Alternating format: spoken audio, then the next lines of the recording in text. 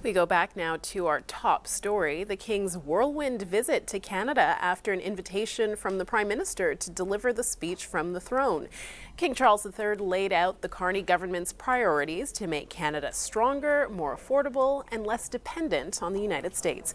Joining us now is political analyst Raphael Melancon. Thank you, Raphael, for joining us on what is being described by some as a historic day, a historic visit, this speech. The last time a monarch delivered Canada's speech from the throne was Queen Elizabeth II in 1977. But I guess the question is, do Canadians really care? And what, if anything, does it actually change? Well, do Canadians really care? I believe if you look just at the crowds that were present in Ottawa today, Maya, to greet the King, obviously a lot of Canadians do care about his visit. There were thousands of people gathered in the country's capital today to meet the King, to see him, to take photos and shake his hand.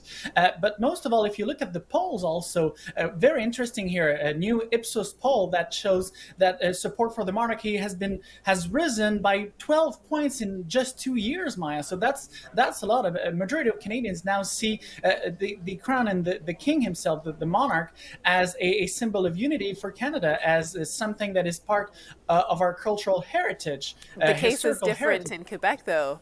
I guess I should point out. It is indeed different. Of course. The two solitudes here are clearly obvious. The support for the monarchy in Quebec hovers around maybe 20-25%. So 3 out of 4 Quebecers would like to see Canada become a republic with a presidential system, of course. But in the rest of the country, it's a complete different situation where a lot of Canadians see the King as indeed a symbol of unity and also a card that we can play. And that's why Prime Minister Carney wanted the speech to be delivered by the King this time instead of the Governor General. It's also a symbol, a strong symbol showing Canadian sovereignty, showing that Canada's system is different from that of the United States, for instance, and sending a strong message also to his U.S. counterpart. But this was a very delicate exercise for King Charles because the King, in his role, he can't be political. I mean, but he also at the same time has to deliver these subtle messages addressing the reality of the political moment. Do you think he succeeded in that? Well, it's very interesting because, yes, indeed, the King can't be political, but at the same time, the speech he's reading is very political because it's not been written, of course, by the King himself, but it has been written by Mark Carney and his team. So it's a political speech where the new government, with the opening of the new session of Parliament, is outlaying basically its agenda, the top priorities that they're going to be focusing on for the next term. And it's of course, a very political exercise here. And there are indeed political messages that are intended, yes, to Canadians, but also this time, considering the current circumstances, of course, there were messages targeted to the White House and Donald Trump, of course, when the King referred to Canada being, in quoting here, our national anthem, the true north, strong and free. Right. Of course, it's a reminder to our U.S. neighbors that Canada is a sovereign nation.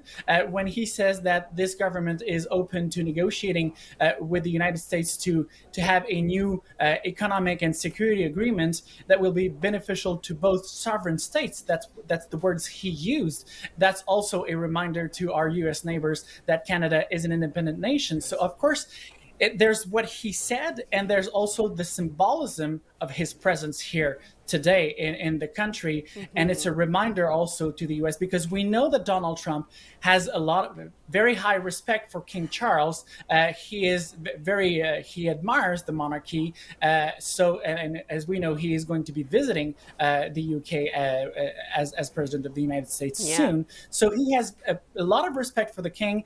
And this is yet another card that we can play and that we have played today as a country to hopefully get the message through in the White House and to the Trump administration saying, back off here, stop the rhetoric about the 51st state. This is a sovereign country and let's respect each other. All right, we'll have to leave it there. Raphael, thank you for your time as always. We appreciate it. Always a pleasure, Maya. See you next time.